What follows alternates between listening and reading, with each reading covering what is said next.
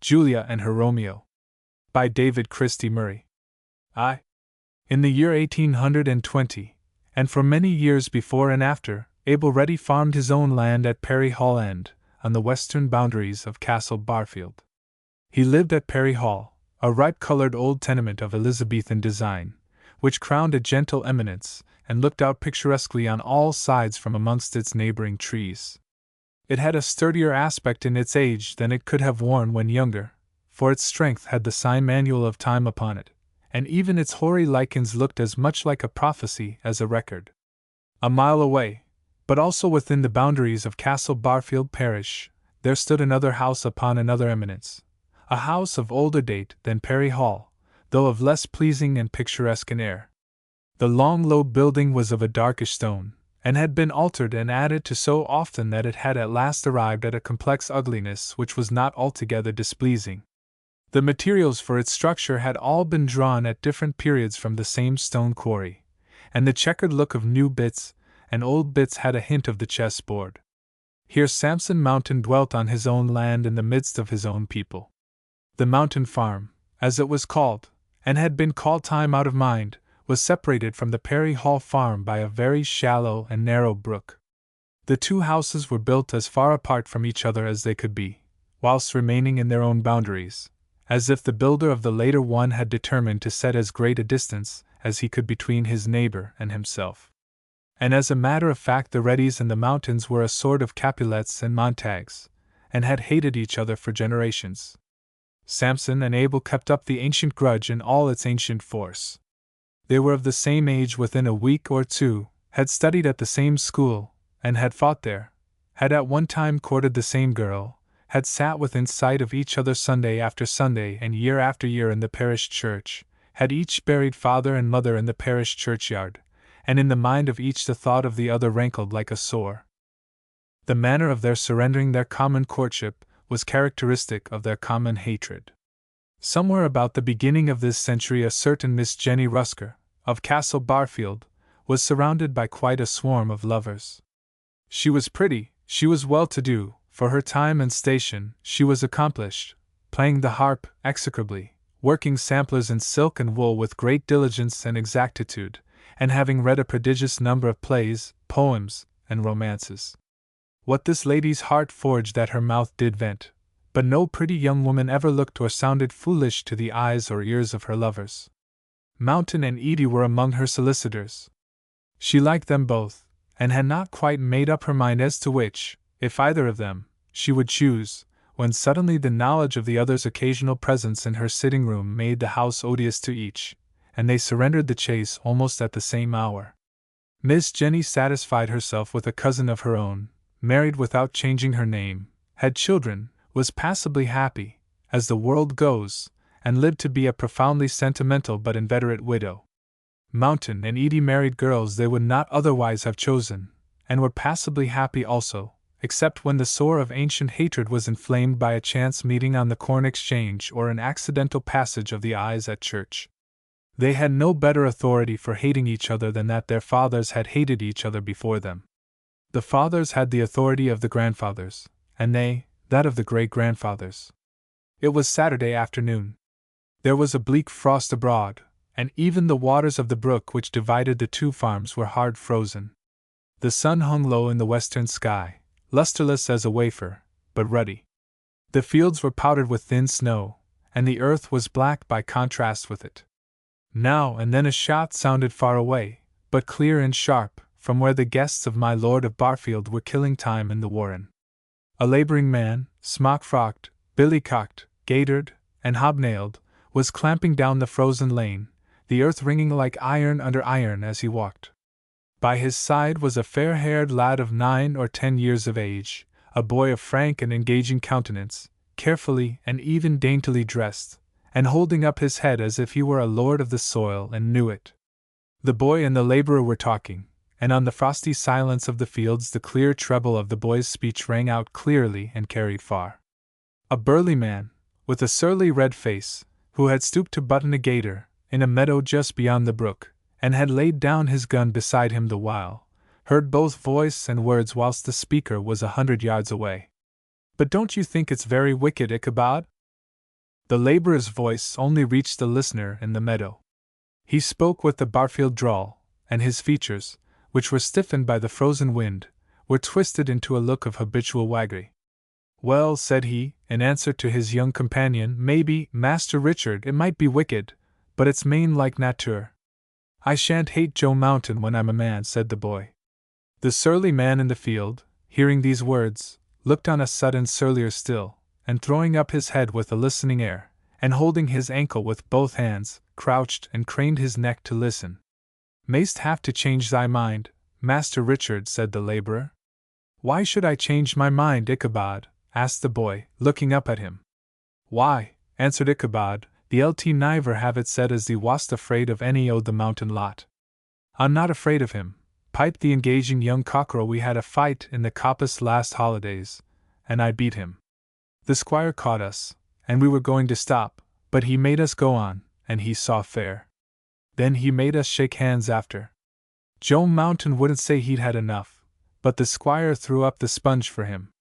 And he gave us 2 half-crowns apiece, and said we were both good plucked uns. "Ah," said Ichabod with warmth, "he's the right sort is the squire. And there's no sort or kind o' sport as comes amiss to him. A gentleman after my own heart." "He made us shake hands and promise we'd be friends," said Master Richard, "and we're going to be." "Make him turn the brook back first, Master Richard," said Ichabod. The two were almost at the bridge by this time, and the listener could hear distinctly. "Turn the brook back?" the boy asked. "What do you mean, Ichabod?" "Ax thy feyther, when thee gettest home," answered Ichabod. "He'll tell thee all the rights on it. So fur as I can make out, and it was the talk o' the country I my grandfeyther's days in, it amounts to this. Look here!" He and the boy arrested their steps on the bridge, and Ichabod pointed along the frozen track of the brook. "Sayest that hollow 10 rods off? It was in the time o' Cromwell. Hast heard tell o' Cromwell, I mek no doubt." "Oliver Cromwell," said Master Richard. "He was Lord Protector of England. He fought King Charles." "Like enough," said Ichabod. "In his days and many years ago, there was the Reddies here and the mountains there," indicating either house in turn by pointing with his thumb, "just as they be now. The Reddy o' that day, he was thy grandfeyther's grandfeyther as like as not. Maybe he was his grandfeyther for aught as I can tell, for it's a deadly dreadful heap o' time long past. The Reddy o' that day went to the wars, and fought for Cromwell. The Mountain o' that time stopped at Hum. Up to then they'd niver been misfriended as fur as I know. That's how it's put about, anyway. But whilst the Reddy was away, what's the Mountain do?" The boy was looking at Ichabod, and Ichabod, stooping a little to be the more impressive, was looking at him. The surly-faced man with the gun had hitherto been concealed by the hedge beside which he had knelt to fasten his gaiter, and neither of the two had suspected his presence. It was natural, therefore, that both of them should start a little when his voice reached them. Well, the voice was sour and surly, like the face, and the word was rapped out sharp and clear. Master Richard and Ichabod turned with one accord. "Well," says the surly man, "what does the Mountain do?" Ichabod, less discomfited by the suddenness of the interruption than might have been expected of him, rubbed the frozen base of his nose with a cold forefinger and grinned. Master Richard looked from one to the other with a frank and fearless interest, an inquiry which became him very prettily. The surly man bestowed a passing scowl upon him, and turned his angry regard again upon Ichabod. "Come, now," he said, "you backbiting, scandal-mongering old liar! What does the Mountain do? Out with it!" "Why, nayther thee nor me was there at the time, Gaffer," responded Ichabod, his frosty features still creased with a grin. "So nayther thee nor me can talk for certain." "Can us? I suppose," said the surly, burly man, "you're going to stuff that young monkey with the old lie about the stream being turned?" Ichabod made no verbal response, but continued to rub his nose with his forefinger, and to grin with an aspect of uncertain humor. The surly man stooped for his gun, threw it over his arm, and stared at Ichabod and his young companion with eyes of hatred and disdain. Then, having somewhat relieved his feelings by a curse or two, he turned his back and went off with a long, heavy, dogged-looking stride, his feet crunching noisily through the frosty grasses. "It eat for me to talk about my betters, And them as the Lord has put in authority over us, said Ichabod, with an expression which belied these words of humility. But I put it to thee, Master Richard. Dost think that old mountain there looks like a likeable un? No, no. Might as well expect cat and dog to agree as ready and mountain. This speech was made in a carefully modulated tone, when he and the boy were at some distance from the surly man, who was still visible, 3 or 4 fields away. What was it about the brook, Ichabod? Asked Master Richard. Why, said Ichabod, when that old long-away grandfather o' thine was away a-fighting for Cromwell, 'tis said his neighbour turned the brook so as to bring in 80 acres o' land as you'd never have been his by right. The ready o' that day died in the wars, and his widder could mek no head again the mountain lot, but her taught her son to hate and look down upon and hated and looked down upon is the name on from that day to this. But Joe Mountain didn't do it, said Master Richard. No, no, assented Ichabod. But it's I this way. It's I the blood. What's bred I the bone will come out I the flesh. Afore thee makest friends with young Joe Mountain, Master Richard, thee axe thy feyther. Master Richard, lapsing into silence, thought things over. Ichabod, he said at last, is a boy bound to be bad if he has a bad grandfather? Sure, said Ichabod, who was not going to be worsted in argument for want of corroborative fact if he could help it. Master Richard thought things over a little while longer, and returned to the charge. Suppose the boy with the bad grandfather had a good grandmother, Ichabod? None of the mountain lot ever had, Ichabod replied. There was no item in Ichabod's creed more fixed than this. The mountains of Mountain Farm were hateful and contemptible. He had imbibed the belief with his mother's milk and his father's counsel. His grandfather had known it for the one cardinal certainty of nature. Just as the serving men of Capulet hated the serving men of Montague, so the oldest servants of the mountains hated the older servants of the Reddys. The men made the master's quarrel their own. There was a feudal spirit in the matter, and half the fights of this outlying district of the parish were provoked by that ancient history of the brook. At this time of day it mattered very little indeed if the history was true or false, for either proof nor disproof was possible, and the real mischief was done past remedy in any case. Are you sure our side fought for Cromwell, Ichabod? Master Richard asked, after another long and thoughtful silence. To be sure, said Ichabod. I don't think it can be true, then, about the brook, said the boy, because Cromwell won, and everybody who was on his side had their own way. Mr. Greenfeld teaches history at school, and he says so. This was nothing to Ichabod, whose intellect was not constructed for the reception of historical evidences. Then axe thy feyther, Master Richard, he answered. He'll tell thee the rights on it. The boy walked on pondering, as children of his age will do. The seniors would be surprised pretty often if they could guess how deep and far the young thoughts go, but then, the seniors have forgotten their own young days, or were never of a thinking habit. Ichabod clamped along with his mind on beer. The boy thought his own thoughts, and each was indifferent for a while to outer signs and sounds. But suddenly a little girl ran round the corner of the devious lane with a brace of young savages in pursuit. The youthful savages had each an armful of snowballs, and they were pelting the child with more animus than seemed befitting. The very tightness with which the balls were pressed seemed to say that they were bent less on sport than mischief, and they came whooping and dancing round the corner with such rejoicing cruelty as only boys or uncivilized men can feel. The little girl was sobbing, half in distress, and half because of the haste she had made, and Master Richard's juvenile soul burnt within him at the sight like that of a knight-errant. He had read a great deal about knights-errant for the time which had been as yet allowed him for the pursuit of literature, and he was by nature a boy of much fire and gentleness, and a very sympathetic imagination.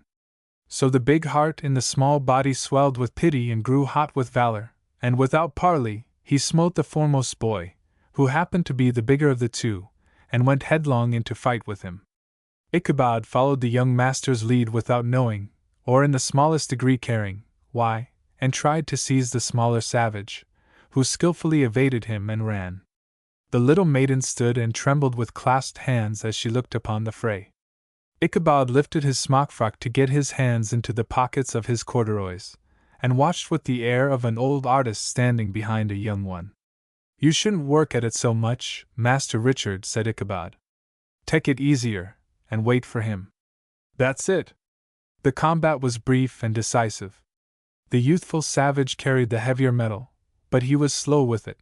But suddenly, as if to show that he was not altogether without activity, he turned and ran his hardest. Master Richard, with blue-gray eyes still glistening and hands still clenched in the ardor of battle, turned upon the little girl, who was some 2 years younger than himself. At the sight of her he turned shy and blushed. And the little girl turned shy and blushed also. She looked at the ground, and then she looked at Richard, and then she looked at the ground again. She was slender and delicate, and had very beautiful soft brown eyes, and the hero of a minute back was abashed before her. You am a mountain, bain't you? Said Ichabod, looking at her with disfavor. She looked shyly at him, but did not answer. What's your name? He asked, stooping towards her. Julia Mountain, said the child, in a trembling treble. Ah, said Ichabod, I thought so. Come along, Master Richard, or else we shall never get home again afore dark. Master Richard walked away with backward glances, shyly directed at the little girl, and the little girl stood with her cheek inclining to her shoulder, and the shoulder drawn up a little, as if to shelter her, and looked after him. This exchange went on until Ichabod and the boy had turned the corner of the lane, when Miss Julia Mountain ran home as fast as her small legs would take her, and Master Richard, ready, with a vision in his mind, walked alongside his companion. You should take a lesson or two, Master Richard, said Ichabod, and then thed'st do a heap better. I'm rusty nowadays, but I used to love it when I was a young un. Master Ichabod heard nothing of this or of the advice which followed it. He enacted many times over the small adventure of the last 5 minutes, and at the end of every mental history he traced, the little figure stood in the lane looking shyly at him over one shoulder as he turned the corner. 2. Samson Mountain went home in an ill temper, and, as was usual with him when in that condition, did everything he had to do with a sulky and noisy emphasis, bursting open doors with unnecessary violence, slamming them with needless force behind him, and clamping heavily from room to room. His wife, who was submissive at the surface, but unconquerable at bottom, knew these signs, and accepted them with outer show of meekness. Samson tramped into the sitting-room, and there found his wife alone. He flung to the door behind him with a crash which would have been startling if it had been unexpected, and fell heavily into a roomy armchair by the fireside. Mrs. Mountain took no notice of this, but went on placidly with her sewing. Samson threw his heavily booted feet noisily into the fender, and still Mrs. Mountain went on placidly, without so much as looking at him. Stung by this disregard of his obvious ill humor, Samson made a lunge with his foot at the fire irons, and brought them down with a bang. "Lack-a-daisy me, Samson," said his wife mildly. "What's the matter with the man?" "Matter," growled Samson. "It's a thing as you'd get a saint to set his back up. I was down the bridge Leso Bear an hour ago, and who should I see but that young imp of a ready along that old viper of a bub. Thee knows the chap, that Ichabod." "I know him, Samson," answered Mrs. Mountain. "He's the most impudent of all of 'em." "They stood atop o' the bridge," pursued Samson, "and I could hear 'em talkin'. Old Rip was tellin' the young un that outworn lie about the brook. I'd got a shot the barrel, and I'd more than half a mind to ha' peppered him. I'd ha' done it if it had been worth while." "There's no end to their malice and uncharitableness," said Mrs. Mountain. "I heard the young imp say he'd fout our Joe and licked him," pursued Samson. "If ever it should come to my knowledge as a truth, I'd put Master Joe in such fettle he wouldn't sit down for the best side a month o' Sundays." "They am giving the child such airs," said his wife, "it's enough to turn the bread o' life which nourishes." Mrs.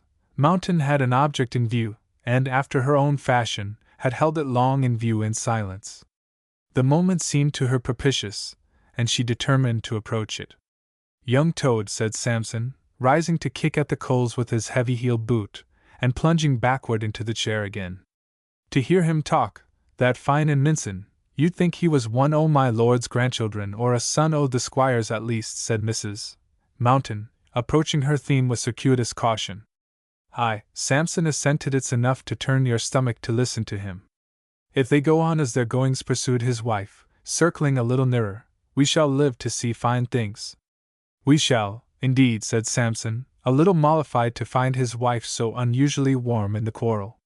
There's no such a thing as contentment to be found amongst them. They settle up to be looked upon as gentlefolks. Yes, fine things we shall live to see, no doubt, if we don't take care. But thanks be, Samson, it's left in our own hands. What beast hovering at? Demanded Samson, turning upon her with his surly red face. Things ain't what they used to be when you and me was younger, said Mrs. Mountain. The plain old-fashioned Barfield talk as you and me was bred up to, Samson, ain't good enough nowadays for the very kitchen wenches and the laborers on the farm. Everybody's gettin' that newfangled. Barfield's good enough for me, and good enough for mine, said Samson, with sulky wrath. It's good enough for we, to be sure, but whether it's good enough for Orrin is another churnin' o' butter altogether, his wife answered. It ud seem as if ivory generation talked different from one another. My mother, as was a very well-spoken woman for her day, used to call a cup o' tea a dish o' tea, and that's a thing as only the very ignorant ud stoop to nowadays. Samson growled, and wallowed discontentedly in the big armchair. A mother's got her natural feelings, Samson, Mrs. Mountain continued, with an air and tone of mildest resignation. I don't scruple to allow as it'll hurt me if I should live to see our Joe looked down upon by a ready. Looked down upon, cried Samson. Where's the ready as can count acre for acre agin us, or guinea for guinea? The readies is fairly well-to-do, Samson, said Mrs. Mountain, very nigh as well-to-do as we be. Pooh, returned Samson. Oh, but they be, though, his wife insisted. Pretty near. There's nothing so much between us as prevent 'em from taking airs with us if they could find out anything to do it for. If they could, Samson assented. Abel Edie was a bragger, and a boaster from his cradle days. That's where it is, cried Mrs. Mountain, in a tone which implied that Samson had made a discovery of the first importance, and that this discovery unexpectedly confirmed her own argument. Let 'em have the least little bit of a chance for a brag, and where be you? You might trust them to take advantage on it if they had it, said her husband. Of course you might, said she, with warmth, and that's why I'm fearful on it. Fearful o' what? Demanded Samson. Oh, these here scornful fine gentleman ways as'll be a thorn in our Joe's side as long as he lives, poor little chap, unless we put him in the way to combat again 'em. Ah, Samson growled, suddenly enlightened. I see now what thee be'st drivin' at. Now you take a straight saying from me, Mary, and I'll have no fine-mouthed, false-natured corruption on my household. If the Reddys choose to breed up that young imp of theirs to drawl fine and to talk smooth above his station, let 'em. Well, Samson, returned Mrs. Mountain, who knew by long experience when her husband was malleable, you know best, and you're the master here, as it's ony fit and becomin' and in the rightful nature o' things as you should be. The first effect of the oil of flattery seemed to be to harden him. I be, and I mean to be, he answered, with added surliness. If the speech and the clothes and the victuals as have been good enough for me ain't good enough for any young upstart as may follow after me, it is a pity. Marian kept silence and looked meek. Samson growled and bullied a little, and wore the airs of a dictator. By and by a serving-maid came in and began to arrange the table for tea, and a little later a boy and a girl stole noiselessly into the room. Joe, said Samson sternly, come here. The boy approached him with evident dread. What's this I hear about thee and that young villain of a Reddy? I don't know, father, the boy answered. I heard him making a boast this afternoon, said Samson, rolling bullyingly in his armchair, as you and him had fout last holidays, and as he gin you a hiding. Joe said nothing, but looked as if he expected the experience to be repeated. Now, what ha' you got to say to that? Demanded his father. Why, began Joe, edging back a little, he's bigger nor I be, and 6 months older. Do you mean to tell me, cried Samson, reaching out a hand and seizing the little fellow by the jacket, do you mean to tell me as you allowed to have enough to that young villain? No, Joe protested. That I niver did. It was the squire as parted us. You remember this, said his father, shaking him to emphasize the promise. If ever you agree to take a hiding from a Reddy, you've got one to follow on from me. D'ye hear? Yes, father. Take heed as well as hear. D'ye hear? Yes, father. And here's another thing, mind you. It's brought to me as you and him shook hands and took on to be friends with one another. Is that true? Joe looked guilty, but made no answer. Is it true? Still Joe returned no answer, and his father, changing the hand with which he held him, for his own greater convenience, knocked him off his feet, restored him to his balance, knocked him off his feet again, and again settled him. Now, said Samson, is it true? The boy tried to recoil from the uplifted threatening hand, and cried out, no. Now, said Samson, rising with a grim satisfaction, that's a lie. There's nothin' I the world as I abhor from like a lie. I'll teach thee to tell me lies. Go into the brewis and take thy shirt off. March! The little girl clung to her mother's skirts, crying and trembling. The mother herself was trembling, and had turned pale. Hush, hush, my pretty, she said, caressing the child, and averting her eyes from Joe. March, said Samson, and Joe slunk out of the room, hardening his heart as well as might be for endurance. But when he was once out of sight of the huge bullying figure and threatening eye in hand, the sight of his cap lying upon a chair in the hall supplied him with an inspiration. He seized the cap, slipped out at the front door, and ran. The early winter night was falling fast by this time. Half a dozen stars twinkled intermittently in the black-blue waste of sky, and when the lad paused to listen for possible sounds of pursuit, the hollow moaning of the wind and the clang of bare wintry poles mingled with the noise of his own suppressed breathing. The runaway fancied himself bound, as all British runaway boys seem bound, for sea, and he set out without delay to walk to Liverpool.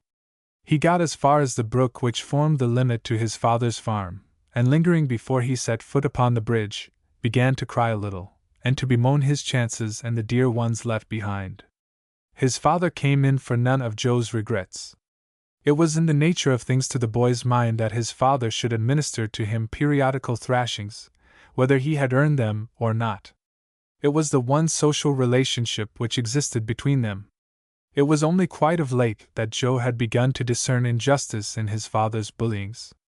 Children take things as they come, and to the mind of a child, in a modified sense, of course, whatever is right. That a thing exists is its own best justification. There is no reason to seek reasons for it. But Joe Mountain, having nearly outgrown this state of juvenile acquiescence, had begun to make inquiry of himself, and, as a result, had familiarized himself with many mental pictures in which he figured as an adventurer rich in adventures. In his day the youth of England were less instructed than they are now, but the immortal Defoe existed, and Lemuel Gulliver was as real as he is today. Perhaps the board schools may have made that great mariner a little less real than he used to be. Joe believed in him with all his heart, had never had the shadow of a doubt about him, and meant to sail straight from Liverpool to Lilliput. He would defer his voyage to Brobdingnag until he had grown bigger, and should be something of a match for its inhabitants. But it was cold, it was darkening fast, it was past his ordinary tea time. Liverpool and Lilliput were far away, pretty nearly equidistant to the juvenile mind, and but for Samson's shadow the tea-table would have looked alluring. To be sure of tea, and a bed to sleep in afterwards, it seemed almost worth while to go back to the brew-house and obey the paternal command to take his shirt off. To do the child justice, it was less the fear of the thrashing than the hot sense of rebellion at unfairness which kept him from returning. His father had beaten him into that untrue cry of no, and had meant to force him to it, and then to beat him anew for it. Joe knew that better than Samson, for Samson, like the rest of us, liked to stand well with himself, and kept self-opinion in blinkers. Joe set foot on the bridge. He had crossed the Boundary Brook hundreds of times in his brief life, and it had generally come into his mind, with a boyish sense of adventure, that when he did so he was putting foot into the enemy's country. But the feeling had never been so strong as now. The mountain farm was home, and beyond it lay the wide, wide world, looking wide indeed, and bleak and cold. What with hot rebellion at injustice and cold fear of the vast and friendless expanse, Joe's tears multiplied, and leaning his arms upon the low coping of the bridge, with his head between them and his nose touching the frozen stone, he began to cry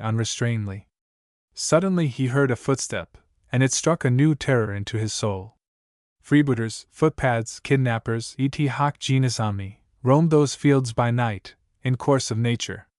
To the snug security of the home fireside and bed their images came with a delightful thrill of fear, but to be here alone and in the midst of them was altogether another thing. He crept crouching across the bridge, and stowed himself into the smallest possible compass between the end of the stonework and the neighboring hedgerow, and there waited trembling. His pulses beat so fast and made such a noise in his ears that he was ready to take the sound of footsteps for the tread of a whole ogreish army, when he heard a voice. "Hold on a minute, while I shift the sack." The sack? It was easy, it was inevitable, to know that the sack contained a goblin supper. "I shall be late for tea, Ichabod," said another voice, "and then I shall get a blowing up for coming." Joe sprang from his hiding place, and startled Master Richard and Ichabod more than a little. "That thee, Dick?" He knew it well enough, but it was quite delightful to be able to ask it with certainty. "Hello," said Master Richard, recognizing his sworn friend. "What are you doing? Are you trapping anything?" "No," the hereditary enemy answered. He had been crying, the poor little chap, until he had been frightened into quiet, and now on a sudden he was as brave and as glad again as ever he had been in his life. Once more adventures loomed ahead for the adventurous, and he shone within and grew warm with the sweet reflux of courage as he whispered, "I'm running away from home." Once again, the feat was glorious. "No," said Master Richard, smitten with envy and admiration. "Are you? Really?" "Yes," Joe answered. "I'm a-goin' to Liverpool, to begin why dot." This was exquisitely large and vague, and Master Richard began to yearn for a share in the high enterprise upon which his friend had entered. He had half a mind to run away from home himself, though, to be sure, there was nothing else to run away from. In Joe's case there was a difference. "Where are you going to stay tonight?" asked Master Richard. The question sounded practical, but at bottom it was nothing of the sort. It was part of the romance of the thing, and yet it threw cold water on Joe's newly lighted courage, and put it out again. "I don't know," said Joe, somewhat forlornly. "I say," interjected Ichabod, "is that young mountain Master Richard?" "Yes," said Master Richard. "Thee knows thy feyther is again thy speaking to him, and his feyther is again his speaking to thee." "You mind your own business, Ichabod," said the young autocrat, who was a little spoiled perhaps, and had been accustomed to have his own way in quite a princely fashion. "I'm mind in it," returned Ichabod. "It's a part o' my business to keep thee out o' mischief." "Ah," piped Master Richard, "you needn't mind that part of your business tonight." "All right," said Ichabod, reshouldering the sack he had meanwhile balanced on the coping of the bridge.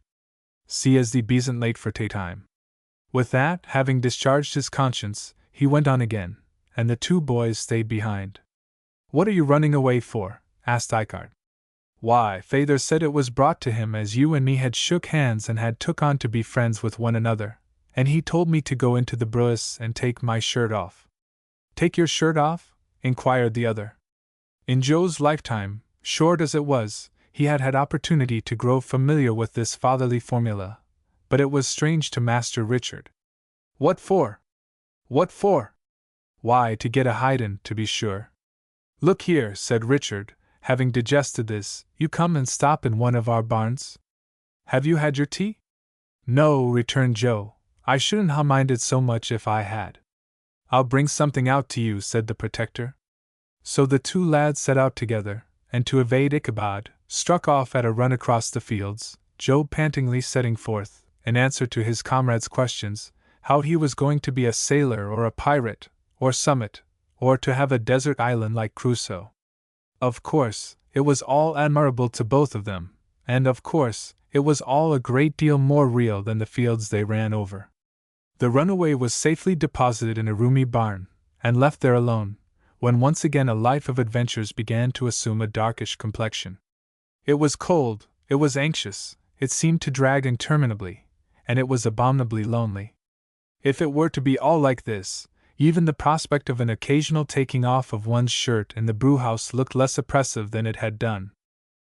The hidden Joe, bound for piracy on the high seas, or a Crusoe's island somewhere, gave a wonderful zest to Master Richard's meal but an hour, which seemed like a year to the less fortunate of the two, went by before a raid upon the well-furnished larder of Perry Hall could be effected. When the opportunity came, Master Richard, with no remonstrance from conscience, laid hands upon a loaf and a dish of delicious little cakes of fried pork fat, from which the lard had that day been rendered, and thus supplied, stole out to his hereditary enemy and fed him. The hereditary enemy complained of cold, and his host groped the dark place for sacks, and having found them, brought them to him. "I say," said Joe, when he had tasted the provender, "them scratchings. That's gay and fine. I never had as many as I should like afore. Mother says they're too rich, but that's all rubbish." He made oily feast in the dark, with the sacks heaped about him. With Master Richard to help him, he began to swim in adventure, and the pair were so fascinated and absorbed that one of the farm servants went bawling Master Richard about the outlying buildings for 2 or 3 minutes before they heard him. When at last the call reached their ears, they had to wait until it died away again before the surreptitious host dare leave the barn, lest his being seen should draw attention to the place. Then Joe, who had been hunting wild beasts of all sorts with the greatest possible gusto, began in turn to be hunted by them.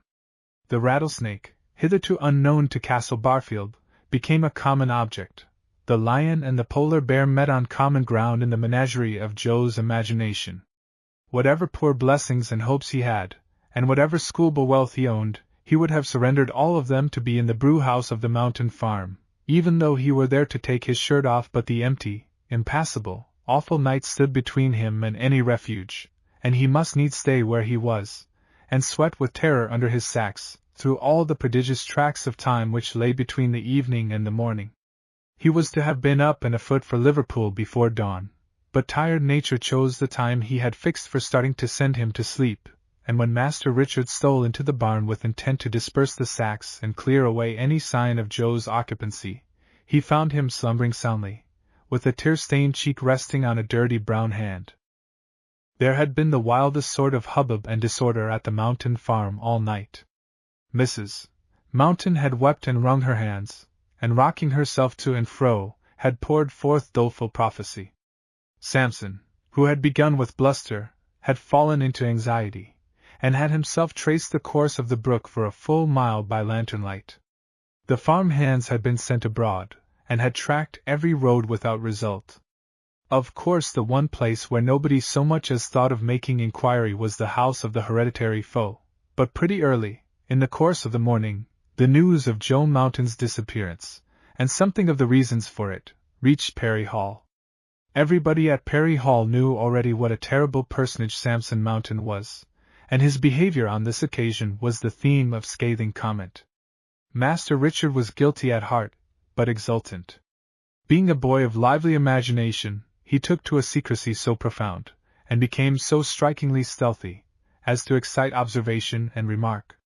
He was watched and tracked to the barn, and then the discovery came about as a matter of course. The Reddys made much of Joe. They had no quarrel with an innocent persecuted child, but their kindness and commiseration were simply darts to throw at Samson. It was noon when Reddy put the trembling adventurer into his trap, and with his own hands drove him home. The two enemies met and glowered at each other. "I've found your lad and brought him home," said Reddy, "though I doubt it's a cruel kindness to him." Samson, with all the gall in his nature burning at his heart, lifted Joe from the trap and set him on the ground in silence. Reddy, in silence, turned his horse's head, touched him with the whip, and drove away. Joe was welcomed home by a thrashing, which he remembers in old age. The episode bore fruit in several ways. To begin with, Master Joe was packed off to a distant school, far from that to which young Reddy was sent. But the boys found each other out in the holidays, and became firm friends on the sly, and Joe was so loyal and admiring that he never ceased to talk to his one confidant of the courage, the friendliness, the generosity, the agility, and skill of his secret hero. The confidant was his sister Julia, to whom the young hereditary enemy became a synonym for whatever is lovely and of good report. She used to look at him in church. She had little other opportunity of observing him, and would think in her childish innocent mind how handsome and noble he looked.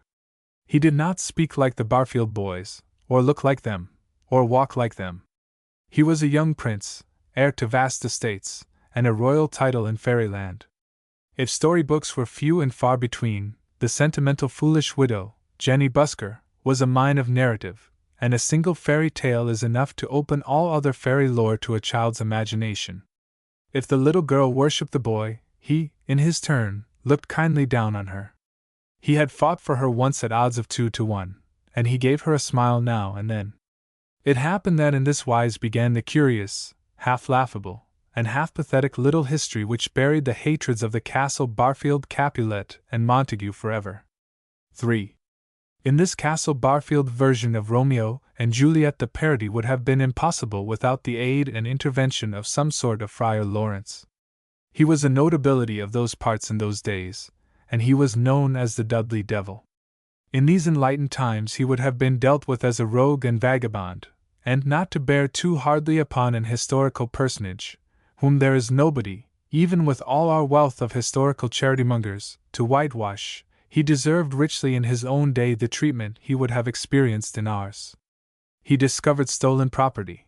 When his confederates aided him, he put the eye on people obnoxious to his clients, for a consideration. He overlooked milch cows, and they yielded blood. He went about in the guise of a great grey tomcat. It was historically true in my childhood, though, like other things, it may have ceased to be historically true since then, that it was in this disguise of the great grey tomcat that he met his death. He was fired at by a farmer, the wounded cat crawled into the wizard's cottage, and the demon restored to human form was found dying later on with a gunshot charge in his ribs. There were people alive a dozen, nay, half a dozen, years ago, who knew these things, to whom it was blasphemous to dispute them. The demon's earthly name was Rufus Smith, and he lived by Dudley Woodside, where the wind blows cold. As the local ballad puts it, his mother had dealt in the black art before him, and was ducked to death in the Severn by the bridge in the ancient town of Bewdley. He was a lean man, with a look of surly fear. It is likely enough that he half expected some of his invocations to come true one fine day or other, with consequences painful to him, so the old notions are dying out fast. But it used to be said in that region that when a man talked to himself he was talking with the universal enemy. Rufus and his mother were great chatterers in solitude, and what possible companion could they have but one? It is not to be supposed that all the ministrations for which the people of the countryside relied upon Rufus were mischievous. If he had done nothing but overlook cattle and curse crops, and so forth, he would have been hunted out. Some passably good people have been said, upon occasions, to hold a candle to the devil. With a similar diversion from general principle, Rufus was known occasionally to perform acts of harmless utility. He charmed away warts and corns, he prepared love philters, and sold lucky stones. He foreran the societies which insure against accident, and would guarantee whole bones for a year or a lifetime, according to the insurer's purse or fancy. He told fortunes by the palm and by the cards, and was the sole proprietor and vendor of a noted heal-all salve of magic properties. He and his mother had gathered together between them a respectable handful of ghastly trifles, which were of substantial service alike to him and to his clients. A gentleman coming to have his corns or warts charmed away would be naturally assisted towards faith by the aspect of the polecat's skeleton, the skulls of 2 or 3 local criminals, and the shriveled, mummified dead things which hung about the walls or depended head downwards from the ceiling. These decorations apart, the wizard's home was a little commonplace. It stood by itself in a bare hollow, an unpicturesque and barn-like cottage, not altogether weatherproof. It fell upon a day that Mrs. Jenny Rusk drove over from Castle Barfield to pay Rufus a visit. She rode in a smart little trap, the kind of thing employed by the better sort of rustic tradesmen, and drove a smart little pony. She was a motherly, foolish, good creature, who, next to the reading of plays and romances, loved to have children about her, and to make them happy. On this particular day she had Master Richard with her. She kept up her acquaintance with both her old lovers, and was on terms of rather coolish friendship with them. But she adored their children, and would every now and again make a descent on the house of one or other of her old admirers and ravish away a child for a day or 2. Mrs.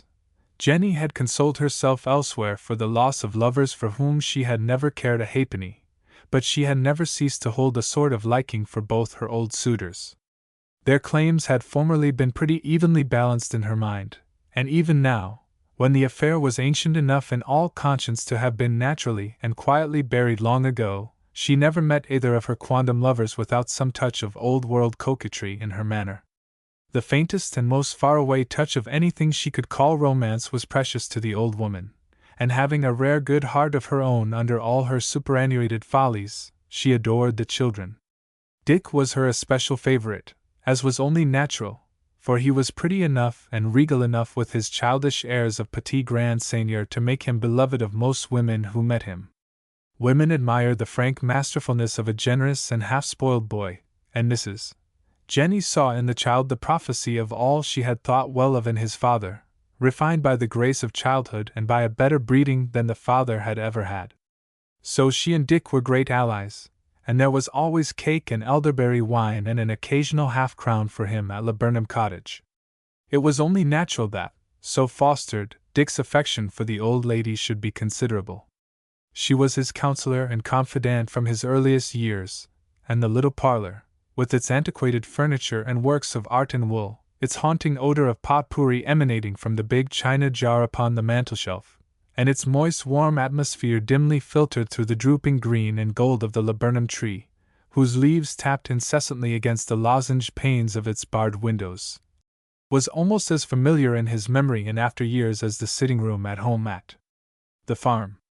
Dick conferred upon its kindly and garrulous old tenant the brevet rank of Aunt Jenny, and loved her, telling her, in open-hearted childish fashion, his thoughts, experiences, and secrets. Naturally, the story of the fight with the Paynim oppressors of beauty came out in his talk soon after its occurrence, and lost nothing in the telling. Mrs. Jenny would have found a romance in circumstances much less easily usable to that end than those of the scion of one house rescuing the daughter of a rival and inimical line, and here was material enough for foolish fancy. She cast a prophetic eye into the future, and saw Dick and Julia, man and maid, reuniting their severed houses in the bonds of love, or doubly embittering their mutual hatred and perishing, young and lovely victims to clannish hatred and parental rigor, like Romeo and Juliet. The boy's account of the fight was given as he sat by her side in her little pony trap in the cheerfully frosty morning. Dick chatted gaily as the shaggy-backed pony trotted along the resounding road with a clatter of hoofs and a jingle of harness, and an occasional sneeze at the frosty air. They passed the field of battle on the road, and Dick pointed it out. Then, as was natural, he turned to the family feud, and retailed all he had heard from Ichabod, supplemented by information from other quarters and such additions of fancy as imaginative children and savages are sure to weave about the fabric of any story which comes in their way to make tradition generally the trustworthy thing it is. Mrs. Busker was strong on the family quarrel. A family quarrel was a great thing in her estimation, almost as good as a family ghost, and she gave Dick the whole history of the incident of the brook and of many others which had grown out of it, among them one concerning the death of a certain Reddy which had tragically come to pass a year or two before his birth. The said Reddy had been found one November evening stark and cold at the corner of the parson's spinney, with an empty gun grasped in his stiffened hand, and a whole charge of small shot in his breast. Crowner's quest had resulted in a verdict of death by misadventure, and the generally received explanation was that the young fellow's own gun had worked the mischief by careless handling and passing through stiff undergrowth. But a certain ne'er-do-well Mountain, a noted striker and tosspot of the district, had mysteriously disappeared about that date, and had never since come within scope of Castle Barfield knowledge. Ugly rumors had got afloat, vague and formless, and soon to die out of general memory. Dick listened open-mouthed to all this, and when the narrative was concluded, held his peace for at least 2 minutes. "She isn't wicked, is she, Aunt Jenny?" he suddenly demanded. "She? Who?" asked Mrs. Yusker in return. "The little girl, Julia." "Wicked? Sakes alive, whatever is the boy talking about? Wicked?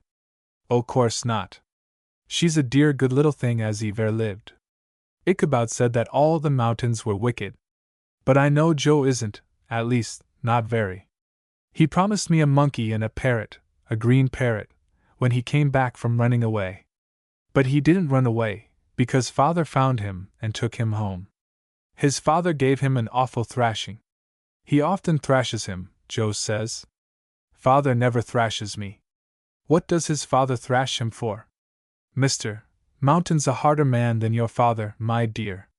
And I fear as Joe's a bit wild, like his father when he was a boy, and obstinate. There niver was a obstinater man I this earth than Samson Mountain, I do believe, and Joe's got a bit on it in him.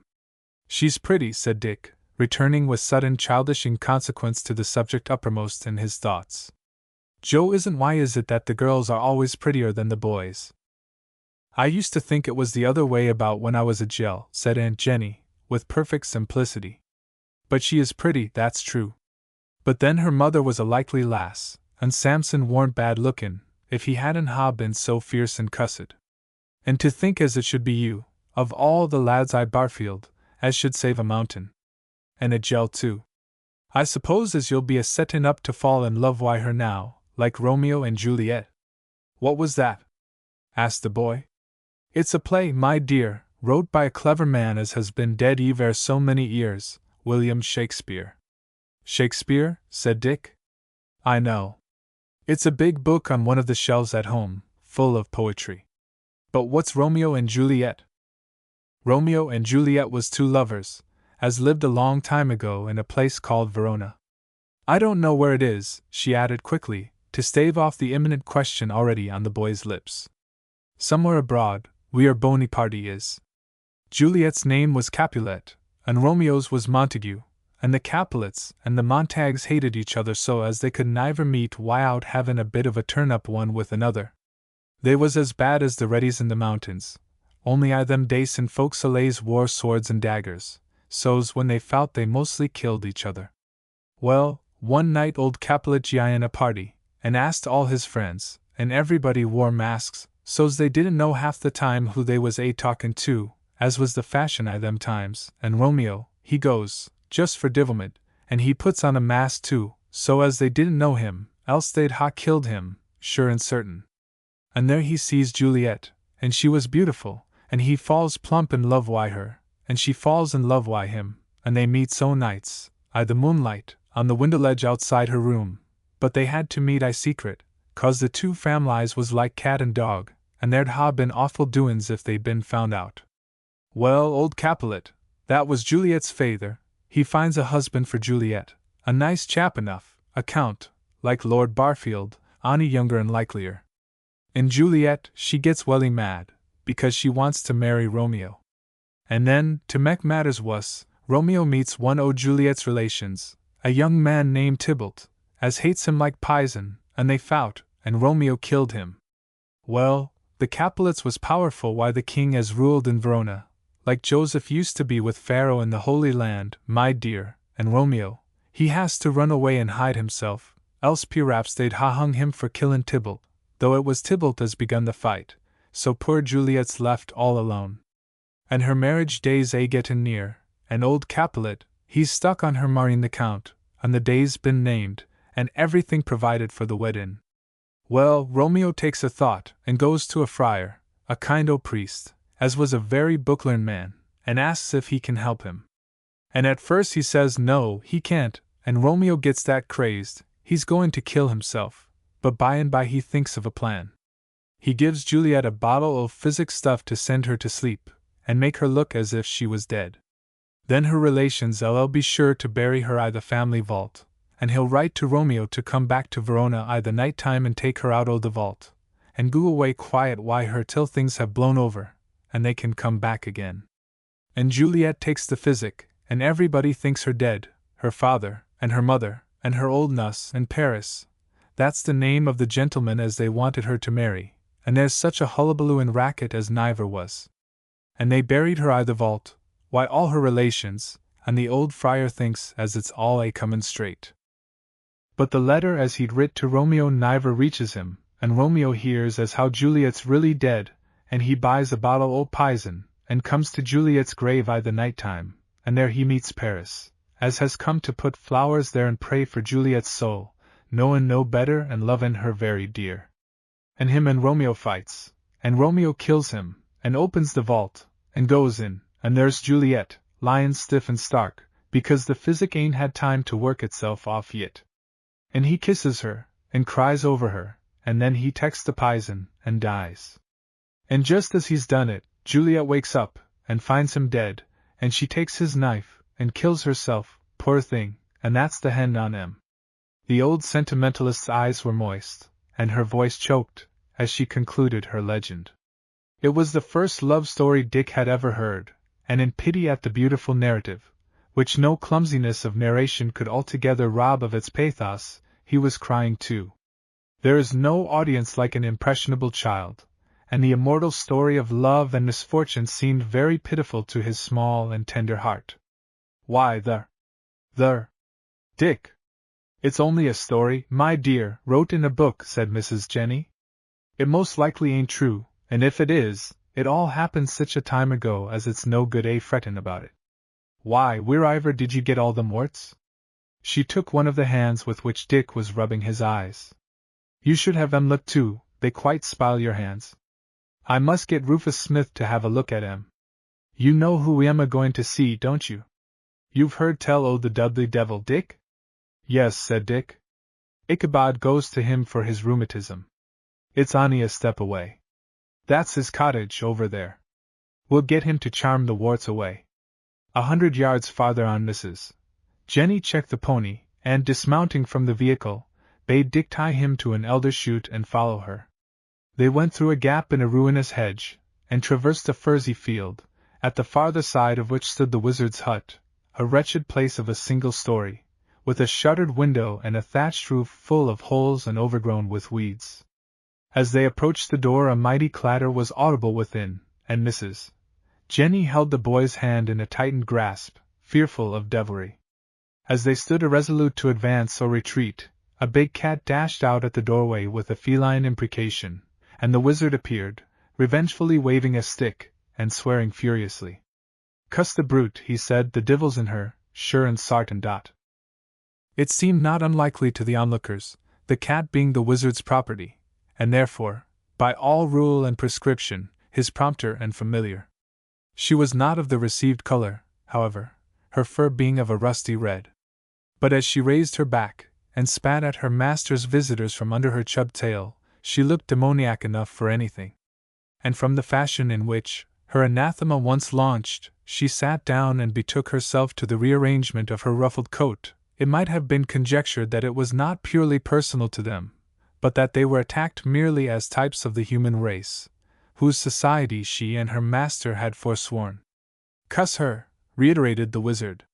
Where's her got to? My soul, what's this? He peered with a short-sighted terror-stricken scowl on Mrs. Jenny and her charge, as if for a moment the fancy had crossed him that his refractory familiar had taken their shapes. His grey lips muttered something, and his fingers worked oddly as he took a step or two forward, clearly outlined in the cold winter sunshine against the black void beyond his open door. Why, Rufus, what's the matter? Asked Mrs. Jenny. Don't look like that at a body. It's you, Mum, said the necromancer. A look of relief came into his wizened face. I didn't know but what it might be. His voice trailed off into an indistinct murmur, and he smeared his hand heavily across his face, and looked at it, mistrustfully, as if he rather expected to find something else in its place. Cuss her, he said again, looking round for the cat. What's she done? Demanded Mrs. Jenny. Done? Ate up all my breakfast, that's what she's done, rejoined the wizard. The familiar grinned with a relish of the situation so fiendishly human that Dick clung closer to Mrs. Rusker's hand, and devoutly wished himself back in the trap. To his childish sense the incongruity of one gifted with demoniac powers being helpless to prevent the depredations of his own domestic animal did not appeal. As for Mrs. Jenny, she had piously believed in witchcraft all her life, and was quite as insensible to the absurdity as he. I want you to look at this young gentleman's hands, said Mrs. Busker. He's got warts that bad. I suppose you can charm 'em away for him? Appealed to on a point of his art, the wizard's air changed altogether. He assumed an aspect of wooden majesty. Why, ease, he said. I think I'm equal to that. Step inside, Mum, and bring the young gentleman with you. Couldn't you, Mrs. Busker hesitatingly began. Couldn't you do it outside? The forms and ceremonies, said the necromancer, with an increase of woodenness in his manner, cannot be applied out o' doors. Arter you, mum.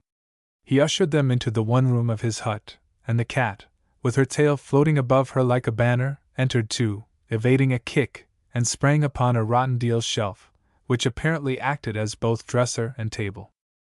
Rufus closed the ruinous door, thereby intensifying the gloom which reigned within the place. The floor was of simple earth, unboarded, and the air smelt of it. Here and there a fine spear of ghostly sunlight pierced a crack in roof or wall.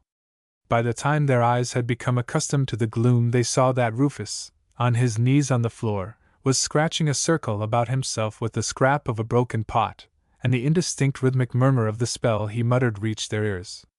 The cat, perched upon the dresser, purred as if her internal machinery were running down to final collapse, and her contracting and dilating eyes borrowed infernal fires from the chance ray of sunshine in which she Saturdayed the brute's rusty red head. So lit, fascinated Dick, and the mingled rhythms of her purring and the wizard's mounted and mounted, until to his bewildered mind the whole world seemed filled with their murmur, and the demoniac head seemed to dilate as he gazed at it.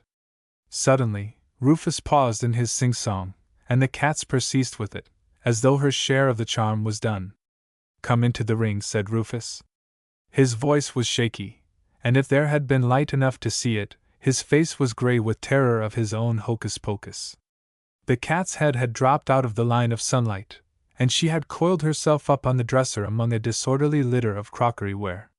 Dick, relieved from the fascination of her too visible presence, obeyed the summons, and Rufus, seating himself upon a broken stool, took his hand in moist and quivering fingers, and touching the warts one by one, recommenced his mumble. It had proceeded for a minute or so, when a crash, which, following as it did on the dead stillness, an earthquake could scarce have equalled, elicited a scream from Mrs. Jenny and brought the wizard to his knees with a yell of terror. "My blessed," he cried, with clacking jaws, "I've done it at last! Get thee behind me, Satan!" In terror-stricken earnest he believed that the great personage he had passed all his life in trying to raise had answered to his call at last. So, though it was unquestionably a relief to him to find that the appalling clatter had merely been caused by his familiar's pursuit of a mouse among the crockery, a shade of disappointment may have followed the discovery. "Cuss her," he said, for the third time that morning, and with additional unction. "Her'll be the death of me some day, I know her will." 4. A summer sunset filled all the sky above Castle Barfield and its encircling fields. The sun had disappeared, leaving behind him a broad reflected track of glory where, here and there, a star was faintly visible. A light wind was blowing from the hollow which sheltered the town towards the higher land whereon the rival houses of Edie and Mountain faced each other. Below, it was already almost night, and as the wind blew the shadow mounted, as if the wind carried it. The rose and gold left by the departing sun faded down the sky, and settled at the horizon into a broad band of deep-toned fire, which, to one facing it and ascending from the lower ground, seemed to bind the two houses together. Some such fancy might have been in the head of Mrs. Jenny Rusker, as she went in the warm evening air towards the little eminence on which stood the long low-built house of Samson Mountain, already eight-winkle with occasional lights in the gloom, its own bulk cast against the fast-fading band of sunset. Mrs. Jenny, hale and vigorous yet, and still a widow, was older by 15 years than on the day when she unfolded to Dick Reddy the story of Romeo and Juliet. 15 years was a good slice out of a lifetime, even in Castle Barfield in the first half of the century, when time slipped by so quietly and left so little trace to mark his flight. She passed the gate which opened on the public road, and entered the mountain domain. The air was so still that the bubble of the Boundary Brook was clearly audible 100 yards away, with nothing to accent it but the slow, heavy flap of a late crow, winging his reluctant flight homewards, and save for him, sky and earth alike seemed empty of life, and delivered wholly to the clinging peace of evening. So that when Mrs. Jenny came to the only clump of trees in her line of progress between the gate and the house, the little scream of surprise with which she found herself suddenly face to face with an unexpected human figure was justified. "SHHH," said the figure's owner. Don't you know me, Aunt Jenny? Dick, said Mrs. Jenny, peering at him. So it is. You welly frightened the life out o' me. What brings you here, of all places in the world? Can't you guess? Asked Dick. He was tall and broad-shouldered now, an admirable fulfillment of the physical promise of his boyhood, and far overtopped Mrs. Rusker. It isn't for the first time. I feared not, said the old woman. You was allays main venturesome. It will be for the last, for some time, Aunt Jenny. I leave Castle Barfield tomorrow. Leave Barfield? Cried the old woman. Why, Dick, where are you goin'? You ain't a-goin' to do nothin' rash, that I do hope. I am going to London, said Dick, and I must see Julia before I go. You must help me. You are going to the house now, aren't you? Going to London? Repeated Mrs. Yusker, who had no ears for the last words after that announcement. What's made you so hot-foot to go to London all of a minute like? It was decided today. My father suspects what is going on. I feel sure of it, though he has never said a word about it. You know he always meant to make a doctor of me. It was my own choice when I was quite a little fellow, and it has always been understood. Last month he asked me if I was of the same mind still, and today he told me that my seat is taken in the coach from Birmingham. You know my father, Aunt Jenny, as well as I do. He has been a very good father to me, and I would not give him pain or trouble for the world. I could not refuse. Indeed, it is my last chance of ever doing anything for myself and making a home for Julia. My dear, they'll never hear on it, neither of 'em. Samson Mountain d rather see his daughter in her coffin than married to any kin of Abel Reddy's. Though he loves her, too, in a kind o' way. And your father's just as hard. He's ony quieter with it. That's all they'll niver consent niver, I this world. Then we must do without their consent, that's all. I must see Julia tonight, and you must help me. Tell her that I am here and must see her. Oh, Aunt Jenny, you are surely not going to desert us now, after helping us so often. I'm dubus, my dear. I hope good may come of it, but I'm dubus. I'm doubtful if I did right in helping you, again your father's will, and Mr. Mountain's too.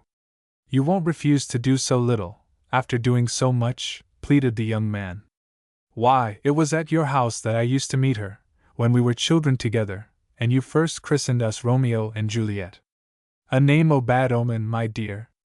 I wish I hadn't gi'n it to you now. For neither was a story o' more woe than this o' Juliet and her Romeo. I don't believe much in omens, said Dick. But you will tell Julia that I am here, won't you? It's the last time, for ever so long. I'll tell her, said Mrs. Rusker. But don't stay here, go down to the Five Ash. Mr. Mountain's gone to Birmingham, and he'll come across this way when he comes back. You must take a bit o' care, Dick, for the gel's sake. I'll take care, dear. It's goodbye this time, Aunt. You've been very good to me always, and I shan't forget your kindness while I'm away. And you'll be good to Julia too while I'm away, won't you? Mrs. Rusker's objections had never had any heart in them, and had been merely perfunctory, and such as she conceived her age and semi-maternal authority compelled her to make. She was wholly given over to Dick and Julia, and all her simple craft was for their service. She kissed him, and cried over him, and so they parted, he bound for the Five Ash Field, and she for the farmhouse. Why, laxiday, Jenny, whatever is the matter? Asked Mrs. Mountain, when her visitor entered her sitting-room, and gave her tear-stained cheek to her old friend's embrace. Julia, a lithe, graceful girl, rose at the query from the other side of the little table, and came to Mrs. Rusker's side. Why, you're cryin', continued the elder woman. What is it, my dear, as has upset you this wise?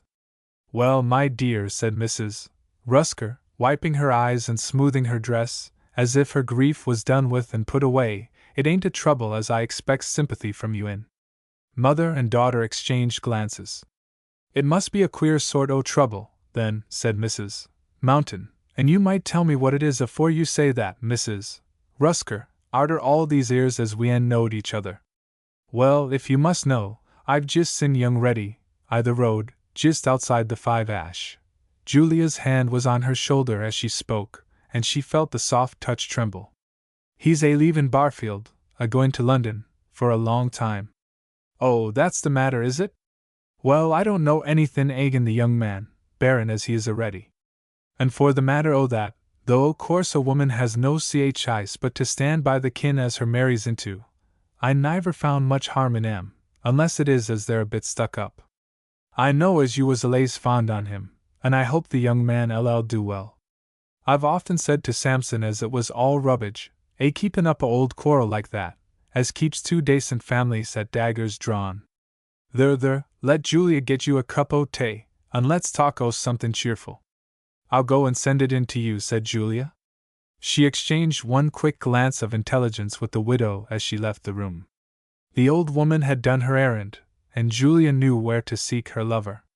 She found her hat in the hall, and slipped out by the back way, after directing the servant to take in the required refreshment to Mrs.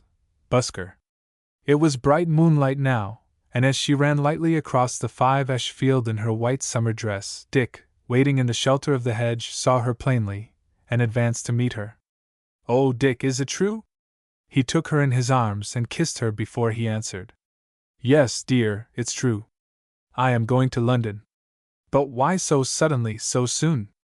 "I must, dear. It is my own choice. I am going to study, to fit myself to take my place in the world, and to find a home for you. Be brave, dear. It is only for a little time. It is all so sudden." "Yes. I had hoped to stay a little longer, to see more of you, to get used to my happiness before I lost it. But my father suspects, I am sure, if he does not know, and I dared not refuse. It hurts me to go, but what can I do? You know the man he is. And there is only one thing in the world that your father would help him to do, to separate us. I must go away and make a home for you with my own hands. We can expect no help from them. If we are true to each other, we shall be happy yet. Our love may end the ridiculous family squabble which has lasted all these generations. But it would be madness to speak yet. It is that which makes me so unhappy, Dick. Why am I not like other girls? Why can't you come to the farm and ask my father's leave to court me, as other girls' sweethearts do, and as you would like to do? I can't help feeling that this is wrong, meeting you in secret, and being engaged to you against my father's will, without his knowledge. The quarrel is not of our making, Julia. We only suffer by it. I hope we shall bring it to an end, and teach two honest men to live at peace together, as they ought. Why, you're crying." Her tears had been running quietly for some minutes past, but at this she began to sob unrestrainedly. Dick comforted her in the orthodox fashion, and in that sweet employment almost succeeded in forgetting his own sorrow. He drew bright pictures of the future, youth held the palette, and hope laid on the color. 2 or 3 years of partial separation, so little, and he would have a livelihood in his hand, and could offer her a safe asylum from parental tyranny, and bid his own people either to accept the situation or renounce him, as they might choose. He was quite heroic internally about the whole business. He felt the promise of the coming struggle brace his nerves, and he was more than ready for the test. Young love is selfish at the best, and the heroic likeness of himself doing battle with the world of London half obliterated the pitiful figure of the poor girl, left at home, with nothing to fill her heart but dreams. For him, the delight of battle, for her, long months of weary waiting. It was no doubt of him, but only the rooted longing for assurance of his love that made her ask, "You won't forget me, Dick, in London?" Forget her. His repetition of the word, his little laugh of loving scorn, were answer enough, though he found others, and arguments unanswerable, to clinch them. How could he forget the sweetest, dearest girl that ever drew the breath of life, the prettiest and the bravest? She spoke treason against herself in asking such a question. He could no more forget her in London than Romeo, Juliet in Mantua.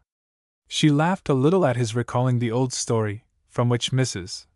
Jenny had drawn so many illustrations of the course of their love since they were children. It recalled the old woman to their minds. "I shall write to you every week, and send the letters under cover to her," said Dick. "And you may be sure that I shall find, or make, plenty of opportunities to run down here from time to time. There is a coach every day to Birmingham." They had been walking slowly all this time.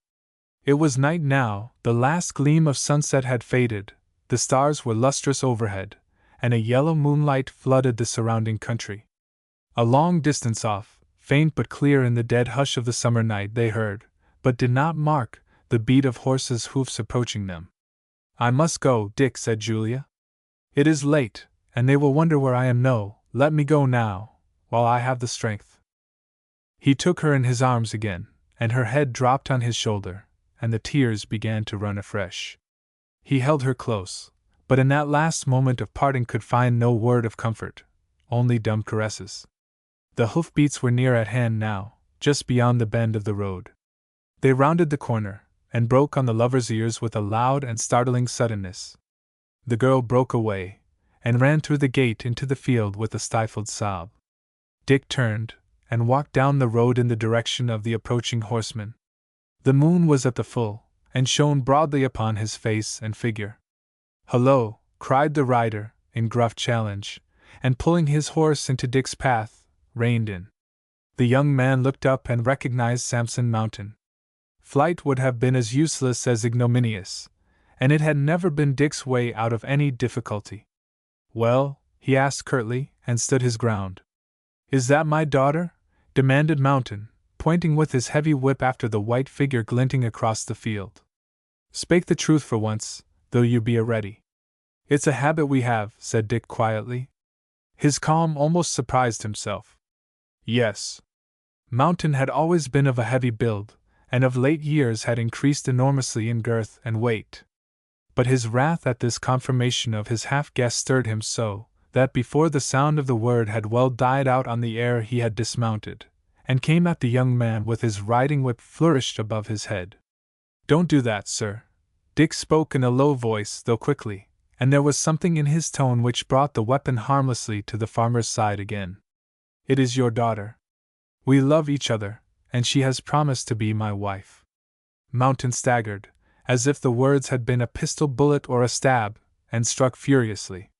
Quick as was Dick's parry, he only half saved himself. His hat spun into the road, and the whip whistled within an inch of his ear. He made a step back, and stopped a second furious stroke. The whip broke in the old man's hand, and he flung the remaining fragment from him with a curse. "I can't strike you, sir," said Dick. "You're her father." Mountain's choking breath filled in the pause, and Dick went on, "You know well enough there's not another man in England I'd take that from." "You're a coward, like all your tribe," said Mountain. "Not at all, I assure you, sir," said Dick calmly. "If you like to send anybody else with that message, I'll talk to him. Let us talk sensibly. What harm have I ever done you? Or my father either? Why should two honest families keep up this ridiculous story, which ought to have been buried ages back? Why not let bygones be bygones? I love your daughter. I am a young man yet, sir, with my way to make in the world, and I am going away to London to study. I met your daughter tonight to say goodbye to her, and if you had not come I should have gone away and said nothing until I could come and claim her, with a home worthy of her to take her to. But since you know, I speak now. We love each other, and intend to marry." "Oh," said Mountain. He had gone all on a sudden as cool as Dick, and nothing but his stertorous breathing hinted of the rage which filled him. "That's it, is it? Then, if you're finished, hear me. I ain't got the gift o' the gab as free as you, but I can mek plain my mainin, p'raps. I'd rather see her layin' there," he pointed with a trembling hand at the ground between them. "I'd rather lay her there, dead afore my eyes, and screw her in her coffin afterwards, than you or any o' your kin should as much as look at her, why my goodwill. And now you've got your answer, Mr. Fair and Fine. Remember it, and look out for yourself. For, by the Lord," he went on, with a solemn malignity doubly terrible in a man whose passion was ordinarily so violent, "if ever I catch you round my house again, I'll put a bullet atween thy ribs as sure as my name's Samson Mountain." With this, he took his horse by the bridle, and passed through the gate, leaving the young man to his own reflections. He took the beast to the stable, delivered him into the care of a servant, and made straight for the parlor, where his wife and Mrs. Rusker were seated at an early supper. "You're back early, Sam," said the former, rising to draw an additional chair to the table. "Wilt have some tea, Or shall Liza draw you a jug o' beer? Samson returned no answer, either to this or to Mrs. Rusker's greeting. Lawk a mussy, what ails the man? Asked Mrs. Mountain, as Samson stood looking round the room. She had never seen such an expression on her husband's face before. The skin was livid under its rude bronze, and his lips twitched strangely. Where's that wench of ourn? He asked. After a second glance round the room, Mrs. Busker's heart jumped, and she held on tight to the armpieces of her chair. Julia, said Mrs. Mountain. Her's about the house, I reckon. Call her here, said Samson, and his wife, wondering, but not daring to question, went to the door of the sitting-room and screamed Julia. A servant girl came running downstairs at the call, and said that Miss Julia did not feel well, and had gone to bed. Fetch her down, said Samson from the sitting-room, and the girl, on receipt of a confirmatory nod from Mrs. Mountain, went upstairs again. Samson took a chair and sat with his head bent forward and his arms folded, staring at the paper ornaments in the grate. Samson, said his wife appealingly, don't skeer a body I this neen. Whatever is the matter? Hold thy chat, said Samson. Thee's no soon enough, and the trio sat in silence until Julia entered the room. She was pale, and there were traces of tears on her cheeks, and Samson, as he glanced at her askance from under his heavy eyebrows before he rose, saw that she was struggling to repress some strong emotion. She advanced to kiss him, but he repelled her, not roughly, with his heavy hand upon her shoulder. You wanted to see me, father? She asked, trembling. I sent for you. Mrs. Rusker was in a state of pitiable excitement, if anybody had had the leisure to notice her. There is summat happened today as it's fit and right as yo should know. I met Ode Raybould today at Exchange, and he told me summat as I'd long suspected, about his son Tom. I reckon you know what it was. Julia knew well enough. Tom Raybould was a young farmer, a year or two older than herself. She had known him all her life, and he had been a schoolfellow and chosen chum of her brother's. He had shown unmistakable signs of affection for her, but had never spoken. He was a good fellow, according to common report, and she had a good deal of liking and respect for him, and a little pity, being a good girl, and no coquette. I see thee understandest, said Samson. I told old man as he might look on it as settled, and Tom will be here tomorrow. He's a likely lad, and he'll have all the bush farm when his father goes, as must be afore long, I the course o' nature. The two farms go very well in a ring fence. There's no particular hurry, as I know on, and we'll haw the weddin' next wick, or the wick after. The girl's breast was laboring cruelly, in spite of the hand that strove to still it. Father, she said. You don't mean it? Said Samson. I generally mean what I say, my wench. I should ha' thought as yo'd ha' known that by this time. He stopped there, for Julia, but for her mother's arm, would have fallen. You great oaf, cried Mrs. Mountain, irritated for once into open rebellion. Oh, it's like a man, the stupid hulking creeters as they are, to come and frighten the life out of a poor maid I that style. There, said Samson, with the same heavy and threatening tranquillity he had borne throughout the interview. Take her upstairs.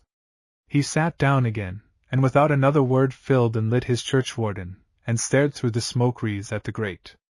The Mrs. Jenny Rusker, who was half dead with fear of an exposé of her part in this unlucky love affair, was additionally prostrated by the dire reversal of all her hopes by Samson Mountain's ultimatum. Mrs. Mountain, with the aid of a female servant, supported Julia upstairs, and Samson smoked on stolidly, taking no note whatever of the visitor's presence. Still in doubt of what Samson might or might not know, and fearing almost to breathe, lest any reminder of her presence should call down his wrath upon her, she listened to the tramping and the muffled noises overhead until they ceased, and then, gathering courage from his continued apathy, slipped from the room and left the house. She got home and went to bed and passed an interminable night in tossing to and fro, and bewailing the untoward fate of the two children. Dawn came at last, though it had seemed as if it never would break again, and for the first time for many a year, the first gleam of sunlight saw her dressed and downstairs.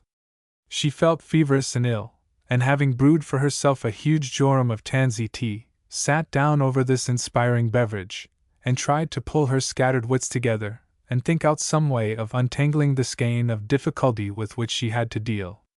The danger was pressing, and if she had been herself the poor lovesick girl who lay a mile away, stifling her sobs lest they should reach her father's ears, and vainly calling on her lover's name, she would scarcely have been more miserable.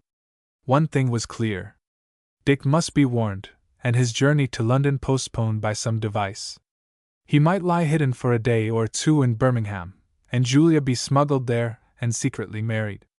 It was no time for half measures, and whatever was done should be done quickly and decisively. At this idea, at once romantic and practical, Mrs. Jenny's spirits revived. Samson LL disown Julia, I know. Her LL never see a penny o' his money. And I doubt as able ready LL do the same why Dick.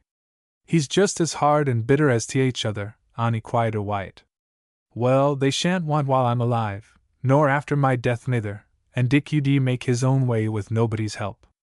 I'll write to him, and find somebody to take the letter. I won't go myself, at this hour o' the day. She concocted a letter and sealed it, and putting on her bonnet sallied out to find a messenger. Fate was so far propitious that scarce 100 yards from her door she met Ichabod Bubb, bound for his morning's work at Perry Hall Farm.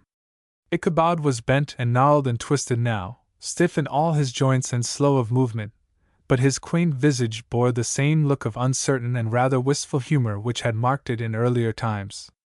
"Morning, Mum," he said, with a stiff-necked nod at Mrs. Jenny.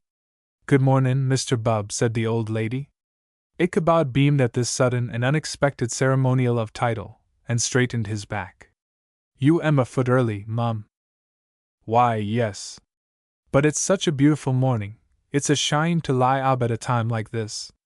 "So many folks, so many ways o' thinkin'," said the ancient one, "not as it's a sin as I often commits, naither, 'cause why, I don't get the chance." "I've got a bit o' business as I want done, Mr. Bubb," said Mrs. Busker, "if ye don't mind earning a shillin' dot." "Why," returned Ichabod, "I don't know as I've got any, not to say rooted, objection to makin' a shillin' dot." "You're goin' to the farm?" Ichabod nodded. "Then I want you to take this note to Mr. Richard. But mind, you must get it to him private. Nobody else must know. D'you understand?" "I'm all there, missus," responded Ichabod. "Then there's the note, and there's the shillin'. And if you're back in 2 hours you shall have a pint o' beer." Ichabod took the note and the shilling, and clattered off with a ludicrous show of dispatch, and the old lady returned to her sitting room to await the result of his message. It came in less than the appointed time, and disappointed her terribly. Ichabod had ascertained that Dick had started half an hour before his arrival at the farm for Birmingham, and would only return tomorrow night to sleep and take away his luggage on the following morning. "And you come to me a message like that, why old gone off," said the exasperated old woman. "You might ha' caught him up by the time as you've wasted comin' back here." "Caught him up," said Ichabod, with a glance at his legs. "'E's likely, like a cow might catch a race-hoss. I'm a gay fine figure, missus, to catch up the best walker i' the countryside." Mrs. Jenny was a woman, and therefore to offer her reason as an antidote to unreasoning anger was merely to heap fuel on flame.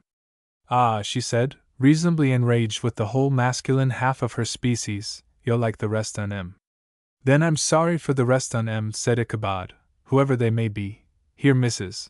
Jenny shut the door upon him, leaving him in the street, and retired to her sitting room. But with beer to be gained by boldness, Ichabod was leonine in courage. He knocked, and the summons brought the old lady to the door again. Ichabod spoke no word, but writhed his twisted features into a grin which expressed at once humorous deprecation and expectancy, and rapped the back of his veiny hand across his bristly lips. "Go round to the brus," said Mrs. Jenny. "You'll find the maid there. It's all you're fit for, ye guzzlin' old idiot." Ichabod retired elate. "Her tongue's a stinger, but Lord bless thee, Ichabod, her bark's a long sight worse than her bite. And her bear's main good." Mrs. Jenny, meanwhile, retired to the sitting room, and there sat immersed in gloom. Things looked black for her young protégés, and fate was against them. With that curious interest in familiar trifles which comes with any fit of hopelessness or despondency, she sat looking at the furniture of the room and the pictures which decorated the walls. Among these latter was a work of her own hands, her masterpiece, a reproduction in colored wool of a German engraving of the last scene of Romeo and Juliet. There was a pea-green Capulet paralytically embracing a sky-blue Montague in the foreground, with a dissolving view of impossibly constructed servitors of both houses and the county Paris, with 6 strongly accented bridges to his nose and a worsted tear upon his cheek, in the background. Under this production was worked in white, upon a black ground, the legend which Mrs. Rusker mournfully repeated as she gazed on it. And as she spoke the words an inspiration flashed into her mind. She had her plan. The newborn idea so possessed her that she could not sit or rest. It drove her out, as the gadfly drove low, to devious wanderings in the neighboring lanes, and as she walked and walked, finding some little ease in the unusual and incessant exercise, she drew nearer and nearer to the mountain farm.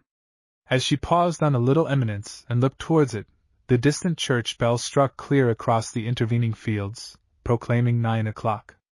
"Thank the Lord," said the old woman. "I can go now. I dustn't go too early. They might suspect." She made straight for the house, and found Mrs. Mountain alone. Sampson was afield, and in answer to Mrs. Busker's inquiries regarding Julia, Mrs. Mountain tearfully informed her that the poor girl was too ill to come downstairs, and had not eaten a crumb of the tempting breakfast prepared and sent to her room for her. Mrs. Mountain was voluble in condemnation of her husband's lack of wit in his announcement of the matrimonial scheme he had formed for the girl, and Mrs. Jenny was fluent and honest in sympathy. Might she see the girl? Julia was fond of her, and her counsels might bring some comfort. Mrs. Mountain yielded a ready assent, and the old lady went up to the girl's room, and entering on the languid summons which followed her knock, saw Julia seated at the window, listless, dejected, and tearful. The tears flowed even more freely at the sight of her, and the girl sobbed on her old friend's breast in full abandonment to the first great grief of her life. "My dear," said Mrs. Jenny, when this gush of sorrow was over, "take a bit o' heart. Things is rarely as bad as they seem, and there's help at hand always if we on'y know where to look for it." There was more meaning, to Julia's thinking, in the tone in which this commonplace condolence was delivered than in the words themselves. Mrs. Rusker's manner was big with mystery. "Now, my darlin', I know you am a brave gal, and can act accordin' when there's racin' for it. I've got a plan as 'll save ye yet, if on'y you've got the courage." Julia's clasped hands and eager look encouraged her to proceed. "My dear, you remember Romeo and Juliet? You remember how Juliet got the sleepin' draught and took it?" Julia's look was one of wonder, pure and simple, now. "That's my plan, my dear, and the Dudley divil can do it for us, if on'y you'll ha' the courage to tek it. Not as I mean as you need be buried afore Dick comes to you. We shouldn't go as far as that. But I'll get the stuff, and it'll send you to sleep, and they'll think as you're dead, and then I'll tell 'em how you and Dick loved each other so's you couldn't bear to part wi' him, and the fear of it's killed you. That'll soften their hard hearts, my dear. Old Reddy knows all about it. That's why he's sendin' Dick away to London, and I'll get him fetched back to see the last o' you, and I'll mek your father and his father shake hands, and then you'll come to, and after that what can they do but marry you to Dick, and forget all that rubbish about the brook, and live in peace together, as decent folk should do." Julia's reception of this brilliant scheme, which Mrs. Rusker developed with a volubility which left no opportunity for detailed objection, was to fall back in her chair and begin to cry anew at the sheer hopeless absurdity of it. "What's the matter, why the wench?" demanded Mrs. Rusker, almost sternly. "Come, come," she continued, her brief anger fading at the sight of Julia's distress, "have a bit o' spirit. Now, will you try it? Spake the word, and I'll goo to the divil this minute." This wholesale self-abandonment in the cause of love produced no effect on Julia, except to frighten her. Mrs.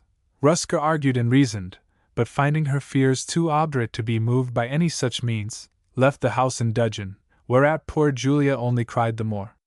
But Mrs.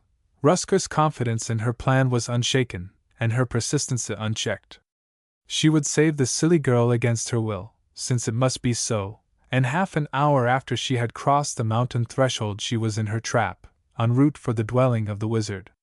She found that celebrity alone, and opened fire on him at once. "Rufus, I want thy help, and I'm willing to pay for it." The necromancer's fishy eye brightened. Things were going poorly with him.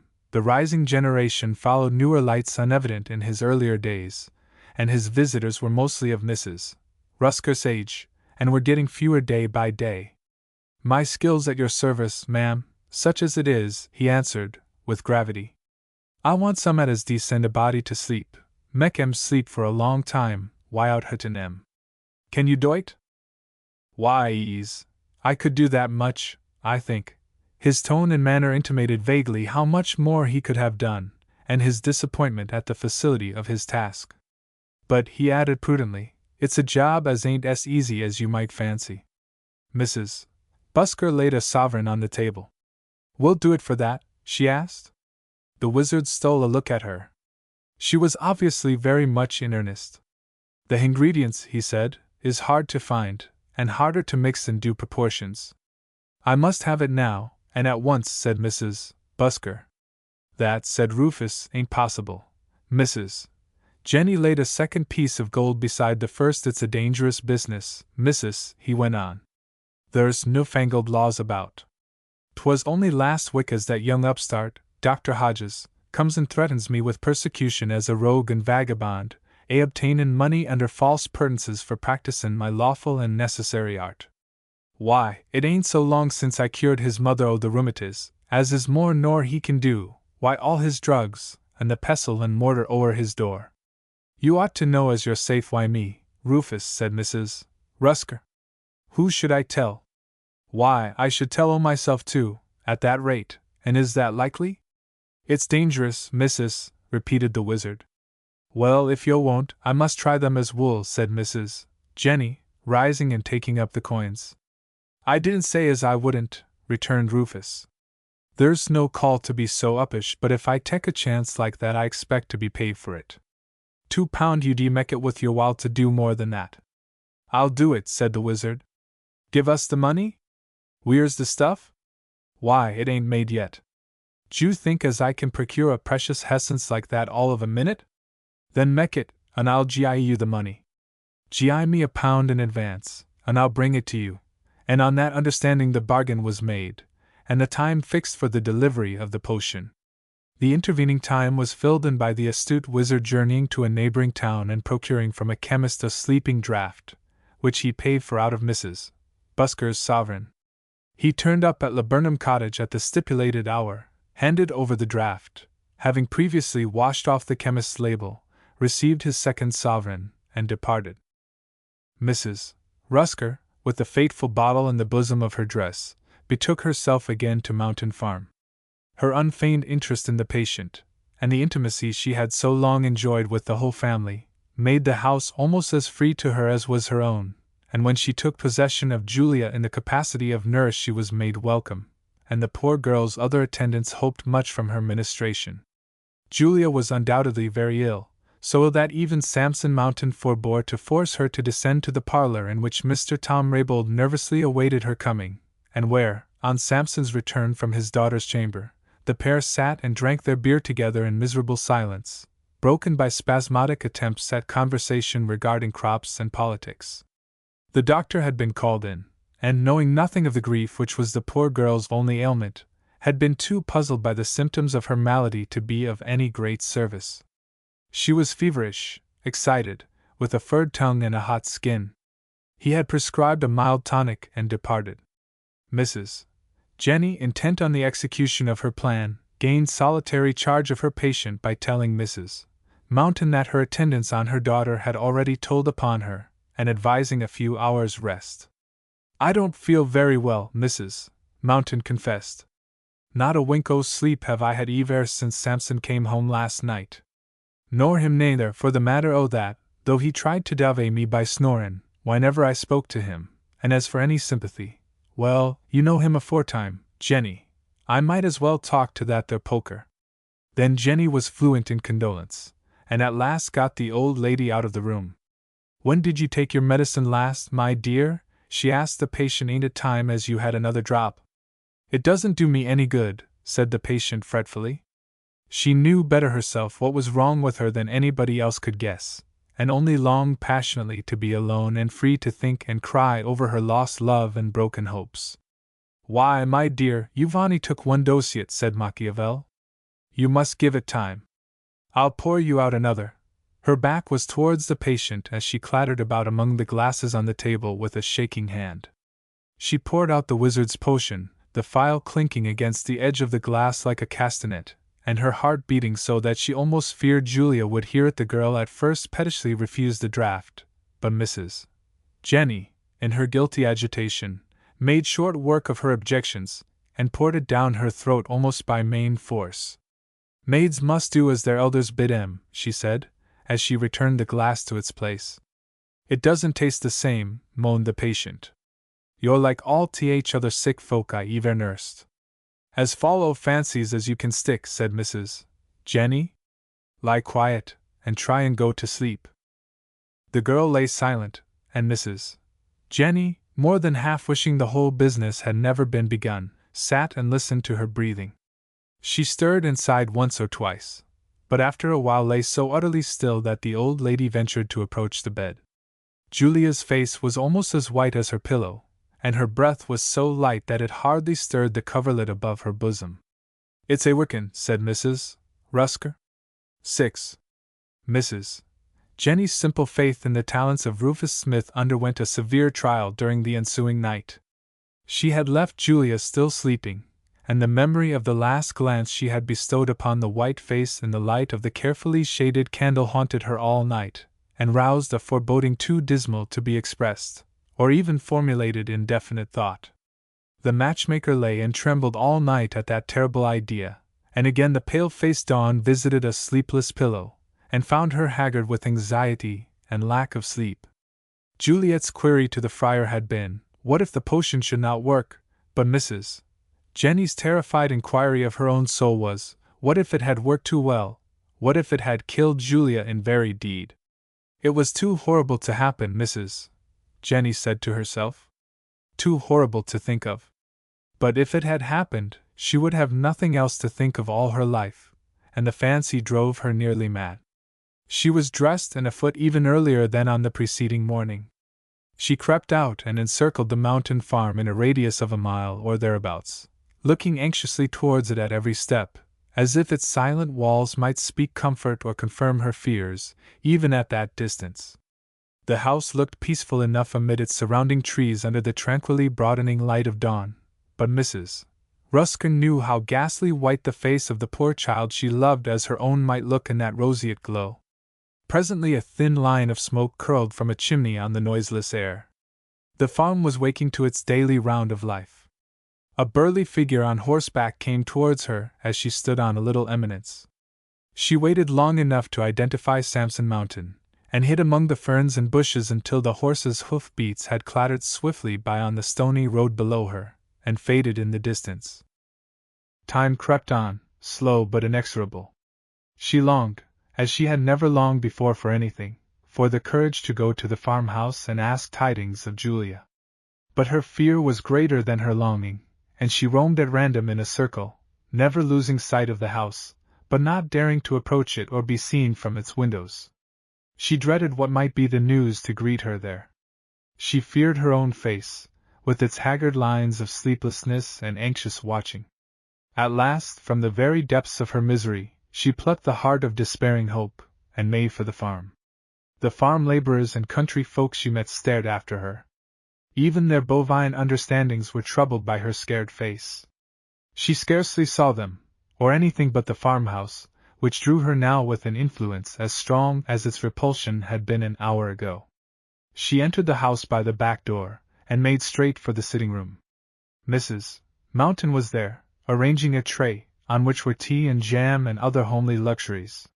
She wore her ordinary look of placid contentment, and at the sight of her quiet face Mrs. Rusker dropped panting, with a vague, unformulated feeling of relief, into a chair. "Sakes alive! Whatever is the matter?" demanded Mrs. Mountain.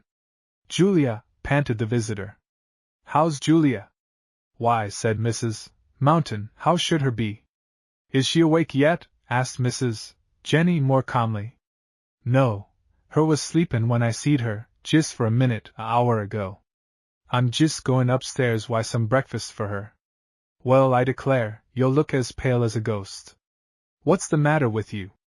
Oh, I've passed a miserable night, said Mrs. Jenny, in unconscious quotation from her favorite poet. I couldn't sleep thinkin' o' Julia. Well, then, you do look pearly, said her hostess, with all her motherly heart warmed by this solicitude for her daughter. Why, there's no cause to fret that way. To be sure, Samson might ha' knowed better than to blunder such a thing as that right out, but then, he's a man, and that'd account for a'most anything. Married life might teach him better, you'd think, and yet after nigh on 40 year on it he knows no more about women folk than any bachelor I Barfield. There, take your bonnet off, and I'll gie ye a cup o' tea, and then you can go upstairs wy me and see the wench. Mrs. Jenny gratefully accepted the proffered tea, and having drunk it, much to her inward refreshment, accompanied Mrs. Mountain upstairs. As the latter had said, the girl was sleeping still, and Mrs. Busker saw that her position had not changed by a hair's breadth. She lay like a carven statue, her face marble white in the clear morning light. I'm a'most doubtful about wakin' her, said her mother. There's no doubt as Samson gien her a shock, and sleep's good for her. But hers had welly 15 hours of it now, if she's been asleep all the time. Julia, my love, she said softly, almost in the sleeper's ear. My sakes, how pale her is!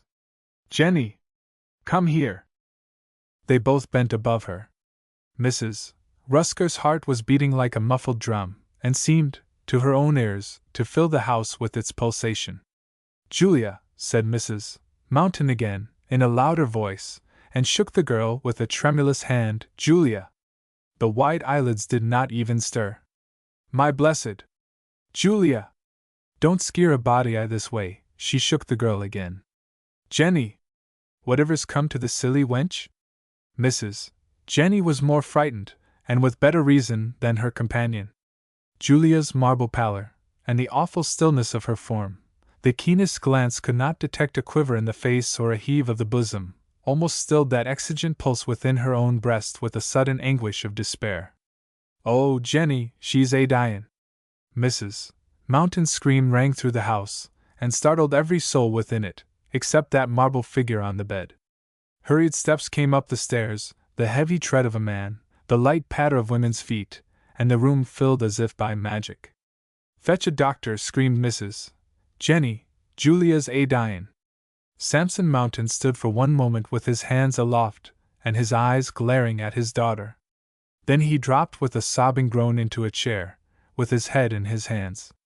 There was a general scream from the women. One, more serviceable than the rest, called from the window to a gaping yokel below in the yard, and bade him ride for help.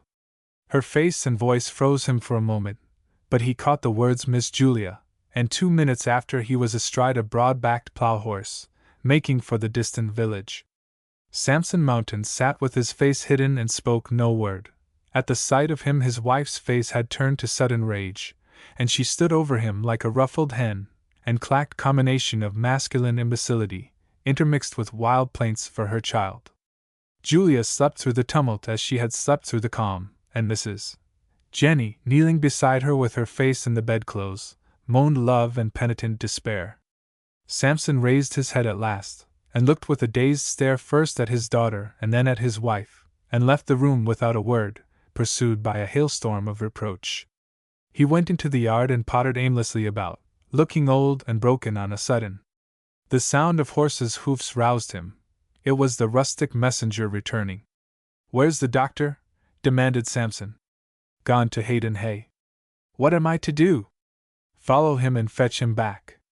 Hast not gumption enough to know that? Asked Samson wearily. The man started again, and Samson began once more his purposeless wanderings about the yard. He had no sense of time or place, only a leaden weight on heart and limb, which in all his life he had never known before. He leaned his elbows on the fence of the fold yard, and became conscious of a running figure which neared him rapidly. He watched it stupidly, and it was within 20 yards of him before he recognized it. Dick ready, dust and mud to the collar, hatless, and panting. "Julia," he gasped. "Tell me, is it true?" "Julia's dyin'," said Samson. "My God!" he cried, with sudden passion, as if his own voice had unlocked the sealed fountain of his grief. "My little Jell's a dyin'." "Mr. Mountain," said Dick, "I love her, you know I love her." "Let me see her." His voice, broken with fatigue and emotion, his streaming eyes, his outstretched hands, all pleaded with his words. "It's all one who sees her now," said Samson, and leaned his elbows on the fence again. Dick took the despairing speech for a permission, and entered the house. At the bottom of the stairs, in the otherwise deserted hall, he met Mrs. Jenny, a very moving statue of terror. "Dick," she said, clutching the young man by the arm, "I can't bear it any longer. Come in here, why me?" She pulled him into a side room, and sitting down, abandoned herself to weeping, wringing her hands, and moaning. "I can't bear it any longer," she repeated. "I must tell somebody, and I'll tell you. It's all my wicked, cruel fault." The old woman was so crazed with her secret that she would have spoken in the shadow of the gibbet. Ramblingly and incoherently, with many breaks for tears and protestations and self-accusation, she told her story. "I've killed her, Dick. But it was for your sake and hers as I done it. I reckon they'll hang me, and it'll serve me right." She besought him not to betray her, and in the same breath, announced her intention to surrender herself at once to the parish constable, and indeed, between fear and remorse and sorrow for the hopeless love she had striven to befriend, was nearly mad. Dick heard her with such amazement as may be best imagined, and suddenly, with a cry that rang in her ears for many a long day afterwards, ran from her and scaled the stairs to Julia's room, led thither by the sound of Mrs. Mountain's weeping. The old woman stared, as well she might, at the intrusion, with a wonder which for a moment conquered sorrow. He went straight to the bed, and leaned over the stark figure upon it. "She's not dead yet," he said, more to himself than to the grief-stricken mother. Mrs. Mountain heard the words, and clutched his arm. He turned to her. "Trust me," he said, "and I'll save her." The wild hope in the mother's eyes was terrible to see. "I love her," said Dick. "You will trust me? Do as I bid you, and you shall have Julia back in an hour." Samson Mountain meanwhile wandered in the same purposeless fashion about the farm, and held dumb converse with himself. He was a rough man, something of a brute, a good deal of an animal, but animals have their affections, and he loved Julia as well as it was in his nature to love anything. It was ingrained in him by nature and by years of unquestioned domination to bully and browbeat all defenseless people. But Julia, the most defenseless of his surroundings, had been treated always with a lighter hand. Childlike, she had taken advantage of her immunity in many little ways, and though Samson had never forborne to bluster at her girlish insubordination, he rather liked it than not, and relished his daughter's independence and spirit.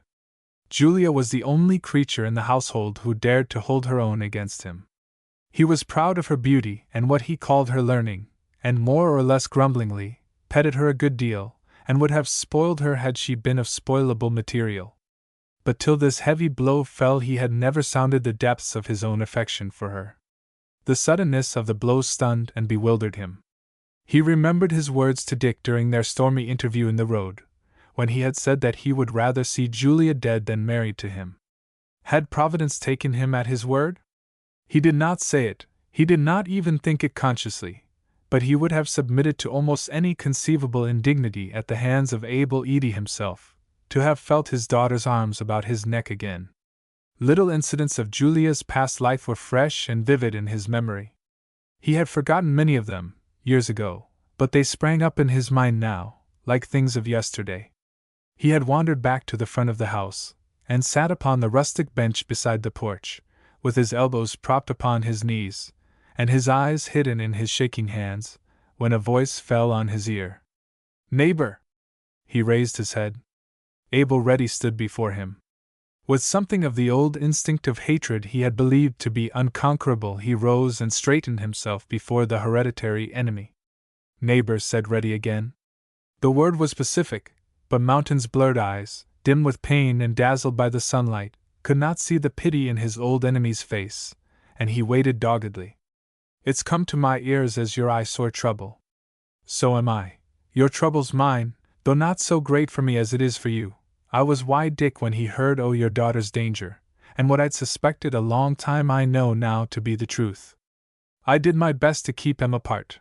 It was that as Dick was going to London for. It seemed to behove me to come to you and offer you my hand I your affliction. I take shame to myself that I didn't make an effort to end our quarrel long ago. We're getting on in life, Mr. Mountain, and we've got excuse hot blood no longer. Therewith he held out his hand, and Samson, with hanging head, took it with a growl, which might have been anathema or blessing. And as the lifelong enemies stood so linked, a window was suddenly opened above, and Mrs. Mountain's voice screamed to her husband, "Samson! Her's alive! Her's awake!" Both men looked up, and beheld an unexpected picture framed by the open window, Dick violently embraced by Mrs. Mountain, and submitting to the furious assault with obvious goodwill. When the liquor's out, why clink the cannikin?